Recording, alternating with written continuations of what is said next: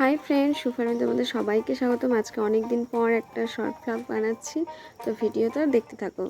তো হঠাৎ করে বড়মশাইয়ের আবদার যে খিচুড়ি খাবে, তো যাই হোক, খিচুড়ি এখন যখন খাবেই তো রান্না তো করতেই হবে। তো আজকে মুসুরি ডালের খিচুড়ি রান্না করবো, তো দেখতে থাকো রান্নাটা কিভাবে করছি। প্রথমে শুকনো লঙ্কা, পেঁয়াজ কুচি, তারপরে হচ্ছে পাঁচফোড়ন দিয়ে দিয়েছি, তেজপাতাও দিয়ে দিয়েছি। দিয়ে দেওয়ার পর ভালো করে পেঁয়াজটাকে ভেজে নিয়ে এরপর ডাল আর চালটা দিয়ে দেবো। তো ভালো করে আরেকটু নেড়ে চেড়ে নেব। এরপর পরিমাণ মতো নুন আর হচ্ছে হলুদটা দিয়ে দেব। এই এই বর্ষার দিনে তোমাদের খিচুড়ি খেতে কার কার ভালো লাগে এরকম মুসুরি ডালের পাতলা খিচুড়ি, তো কমেন্ট করে জানিও। এরপর হচ্ছে ভালো করে নেড়ে চেড়ে একটু জিরের গুঁড়ো দিয়ে দেব। জিরের গুঁড়োটা দিয়ে দেওয়ার পর আবার একটু ভালো করে নেড়ে চেড়ে জল দিয়ে দেব। আর খিচুড়িটা কিন্তু অত আঠালো করব না, একদমই পাতলা করব।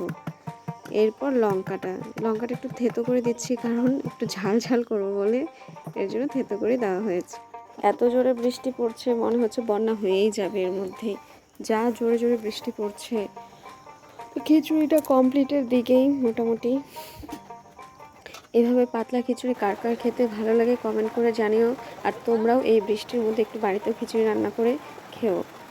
আর খিচুড়িটা কী দিয়ে খেতে ভালো লাগে সব থেকে বেশি কমেন্ট করে জানিও। তো আমি তো এই পাঁপড় ভাজা দিয়ে খিচুড়ি খাবো, তো পাঁপড়টাকে ভেজে নিচ্ছি।